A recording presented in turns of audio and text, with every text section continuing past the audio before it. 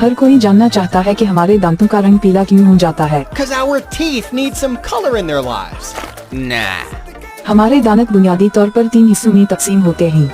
सबसे बाहर वाला हिस्सा अनामिल होता है, अनामिल जिसका रंग सफेद होता है।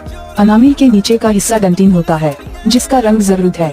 इसके बाद वो हिस्सा आता है जिसे हम पल्प कहते हैं, जिसमें खून की नालियां और आसाब होते हैं। Is this the same pulp found in our fruit juices? No.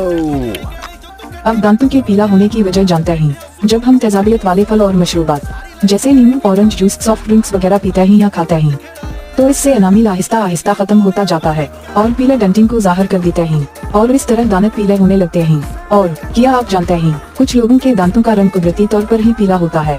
इसकी वजह ये होती है कि ऐसे लोगों के दांतों के अनामिल की तह पतली होती है, जिसकी वजह से डेंटिन का पीला रंग ज्यादा वाज़ेह तौर पर जाहिर होता है। इसीलिए इनके दांत कुदरती तौर पर पीले नजर आते हैं।